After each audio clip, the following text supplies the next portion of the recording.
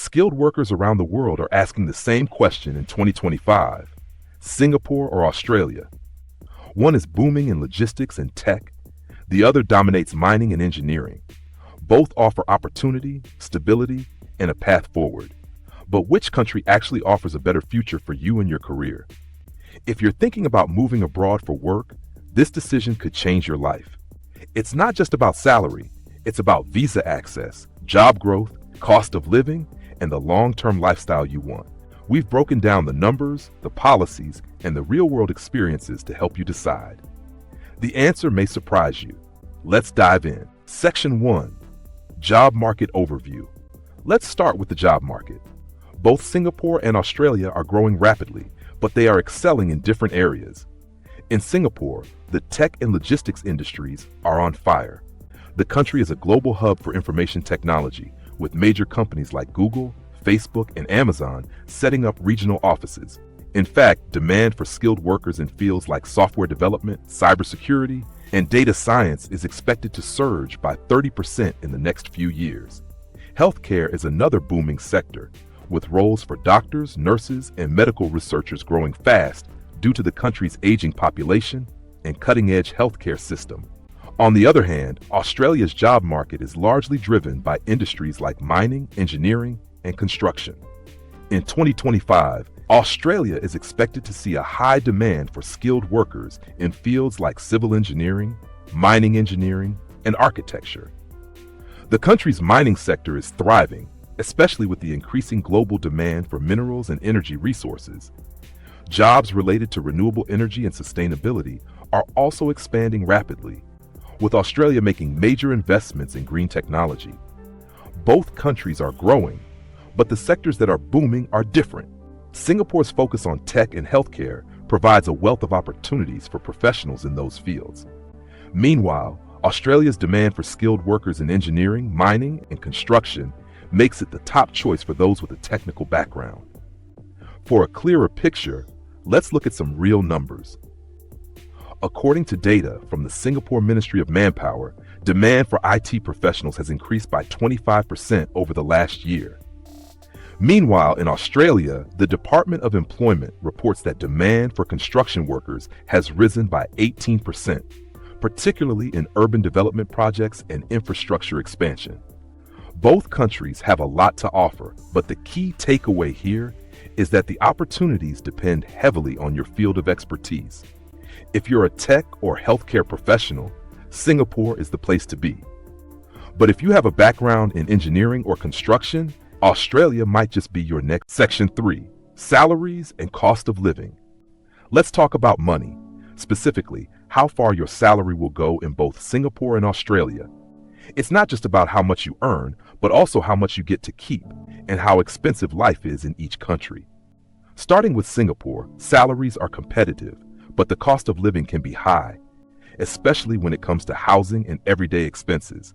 For example, the average salary for a software developer in Singapore in 2025 is around SGD 6,000 to SGD 8,000 per month. Tech professionals like data scientists and cybersecurity specialists can earn a bit more, especially if they're working for major multinational companies. However, while the salary is good, the cost of living in Singapore can be tough. Rent is one of the biggest expenses. A one-bedroom apartment in the city center can cost anywhere from SGD 2,500 to SGD 4,000 per month, depending on the area. Outside the city center, rents can drop to about SGD 500 to SGD 2,500. The cost of food also adds up quickly. A meal at a mid-range restaurant may cost you around SGD 20 to 30, and groceries for a single person can easily set you back SGD 300 to 400 per month. Now, let's factor in taxes and social benefits. Singapore operates on a progressive tax system, with income tax rates ranging from 0% to 22%, depending on your earnings. However, taxes are relatively low compared to many other developed nations. On the plus side, healthcare is highly efficient and affordable.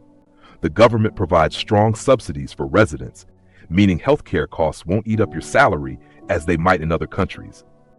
On the flip side, Australia's salaries tend to be higher, particularly in sectors like engineering, mining, and construction. The average salary for a civil engineer in Australia in 2025 is around EU 80,000 to UD 100,000 per year. But just like Singapore, the cost of living is also high, particularly in cities like Sydney and Melbourne. Rent in Australia varies quite a bit by city, but for a one-bedroom apartment in the city center, expect to pay anywhere between AUD 2,000 to 3,500 per month in places like Sydney or Melbourne. In more affordable cities like Adelaide or Brisbane, the rent drops to around 1,500 to 2,500. Food costs are similarly high in Australia. Grocery bills for a single person could average 300 to 450 a month, and dining out is about 2040 for a meal at a mid-range restaurant. Now, let's talk about taxes and social benefits. Australia has a progressive income tax system, with rates ranging from 0% to 45% based on your income. While tax rates are higher than Singapore's, Australia provides universal health care under the Medicare system, which means you don't have to worry about hefty medical bills. Additionally, Australia has a strong social safety net with benefits like unemployment support and parental leave, which makes it a bit more financially secure for families. Let's put this all together with a real-world example.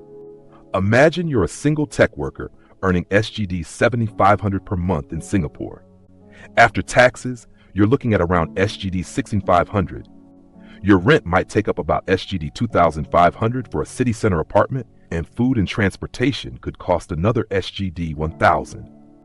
After rent, food, and transport, you're left with about SGD 3,000 to cover everything else, which can feel tight in a high-cost environment like Singapore. Now, let's say you're in Australia, earning AUD 90,000 per year as a civil engineer. That works out to around 7,500 per month before taxes. After taxes, you'll bring home about 5,500. Rent for an apartment in Sydney might cost AUD 2,500, with food and transport adding another 1,200 to your monthly expenses. This leaves you with around 1,800 to cover everything else.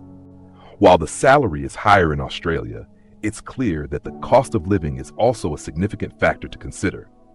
So, which country offers better financial prospects? It really depends on your lifestyle and job type. If you're in tech or healthcare, Singapore offers solid salaries, but can be pricey in terms of living expenses. Australia provides higher wages in sectors like mining and engineering, and with better social benefits like universal healthcare, it might offer more security in the long run. Section 4. Work culture and lifestyle. When choosing where to build your future, it's not just about jobs and money, it's also about how you live your life. So let's compare the work culture and overall lifestyle in Singapore and Australia. In Singapore, the work culture tends to be fast-paced and highly competitive. Long hours are common, especially in industries like finance and tech. There's a strong emphasis on productivity, efficiency, and results. Management styles are typically top-down, and employees are expected to be punctual, detail-oriented, and responsive, even outside of regular office hours in some cases. However, this intense work ethic is balanced by Singapore's high levels of safety, world-class infrastructure, and convenience. The city is clean, efficient, and incredibly well-connected, with reliable public transport and fast internet. Leisure time might be limited, but when you do have it, Singapore offers vibrant food scenes, shopping districts, and quick access to regional travel destinations like Bali, Thailand, and Vietnam. On the other hand, Australia is known for its strong work-life balance. The culture values personal time, and many workplaces encourage flexible schedules, remote work, and generous vacation policies. Australians generally work fewer hours per week compared to Singaporeans, and there's a laid-back approach to office hierarchy and communication, making the workplace feel more relaxed and egalitarian. Outside of work, lifestyle in Australia is often described as one of the best in the world. Expats enjoy access to stunning beaches, national parks, and outdoor activities year-round. Cities like Sydney, Melbourne, and Brisbane offer a blend of urban culture and natural beauty, while also maintaining high standards in healthcare, education, and environmental quality. So if you thrive in a high-performance, career-driven environment with excellent urban infrastructure, Singapore might be your best fit. But if you prioritize work-life balance, outdoor living, and a relaxed culture, Australia could be the ideal place to plant roots. Section 5. Growth potential and long-term security. Now let's talk about your future. Not just your next job, but where your career and life can grow long-term. When it comes to career growth and job security, Singapore and Australia offer very different paths. Singapore is rapidly becoming a global tech and innovation hub. The government is investing heavily in AI, fintech, biotech, and smart city technologies. This means that skilled professionals in tech, healthcare, and finance can expect growing demand, especially in the next 5 to 10 years. Singapore also encourages continuous upskilling, offering government-funded courses and training programs through platforms like Skills Future. If you're someone who wants to stay on the cutting edge of innovation, Singapore offers a future-proof ecosystem built around digital growth. But there's a trade-off. Job security can be closely tied to performance, and the competitive nature of the job market can lead to fast turnover if you're not consistently producing results. For those who thrive under pressure and love constant learning, it's a great environment, but it's not for everyone. Australia, on the other hand, has a more stable, resource-based economy with strong sectors in mining, construction, and agriculture. While it may not be advancing as fast in tech as Singapore, it offers steady long-term employment in traditional industries. Australia also promotes entrepreneurship, especially in green energy and sustainability sectors, with various government grants and support available for startups and small businesses. In terms of job security, Australia has stronger labor protections, unions, and support systems, making it a safer bet for those who want predictability and long-term planning. It also has strong public education and healthcare systems, which provide additional layers of security for families and individuals planning to stay long-term. So what's the better future? If you're after rapid career growth in a high-tech, innovation-driven environment, Singapore offers huge potential.